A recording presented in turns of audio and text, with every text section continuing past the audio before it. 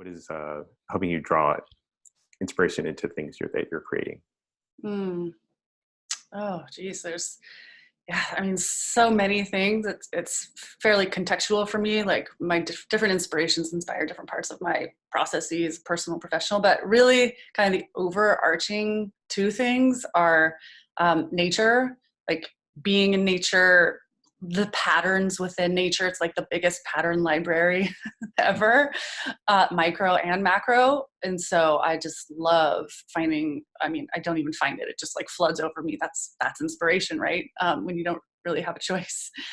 Being in nature and all of its patterns. And also like the human body system is quite incredible. That we are this sack of organs and ligaments and bones and blood held together like with this really thin skin that's super resilient and does all of these things at once. And, this one heart that beats for a really long time for most of us, really inspires on a lot of different levels. Yeah, those are, I guess, maybe strange sources of inspiration, but they're true for me. With nature and our bodies inspiring you so much, what has been your experience in working with the experience in building the first Holo apps? Like, how have you started applying some of those inspirations and principles into development? Yeah, that actually just feels, now that I'm reflecting on it, like completely obvious, and that like within nature and our human body system, like the hierarchy and the dependencies are so in sync, yet there are so many of them. And I think when I have to design for, not just one experience, there's no real global minimum. It helps to understand more of a flow between the different touch points of an experience than just this linear timeline of you go here and you go here, you go here, you go here. There's a lot more options, and they don't have to just be thought about as edge cases and not included in the design process. They can be designed for in this like bigger system that works. Yeah, and that also makes me think about different positions I played in, but then also how we're co-building the organization, seeing it as part of and embodying the processes and protocols that we're actually building ourselves. So yeah, I've often seen like how certain teams or certain domains kind of mimic the particular systems in the human body, and how can we better help each other understand like our places and how to communicate and be good stewards of the intention of the organization. Absolutely. And there's at some points it makes sense to rely on standard design practices, and at other times things are just very emergent, whether you're ready for them or not. And so I think just being flexible in designing between all the things that arise, yeah, exactly, feels aligned with nature and then the body and any living system. Now we kind of want to look ahead and see, I guess, what your perspective is moving into the future and how the community can get more involved. Could you tell us what you're most excited about, or what you're looking forward to begin working on or actually have manifest?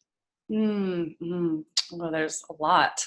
There's a lot. And when you talk about the community and sort of, you mentioned how people can get involved, or just like what I might look forward to in terms of how our community is engaging. Our community is so big and broad in their interests and what even attracts people to this project. So I'm just looking forward to more cross-pollination, like, not just developers talking about Holochain and developing on Holochain, and not just, hosts interested in Holo, but like all the other things. It's actually really interesting, and it's a big project. I know this, and even I am still diving into little pockets where I haven't explored yet. And so there's a lot that's going to be alive in the world once we get holoports going, and more importantly, the software that we're building. And there's, I really think, a place for everybody if they can find it. So I'm just looking forward to exploration. Yeah, that's what's really present for me. Exploration, because it's all a big adventure. It's definitely been a sense of exploration into new realms and possibilities that I personally hadn't thought that I would be a part of, and it's for life-changing, super transformative. For sure. And transformation doesn't come without pain. And so this is when you talk about community too, I'm not on the public facing end of this work by any means, or engaging with our community directly, but there's so much hard work going on by so many people on this project that I think a lot of us are experiencing transformation, like by being a part of it, and hopefully will be helping the world at large transform a little bit more too into positive direction. The last question is, what messages or insights do you have for the community? Thank you. Thank you, because it's been a wild ride, and I know many people in our community have been with us from the very beginning, and it's a lot of uncertainty for them and for us. And so just thanks for being part of this journey and for all the feedback. It's really, really helpful actually how engaged people are with us directly. And an insight.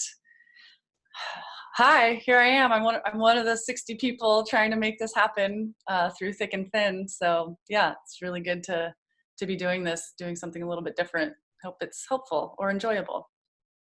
Thank you, Celestial, for spending time with us and helping us get to know a little bit more about you and what you're doing. We'll see you all in the next Community Matters episode.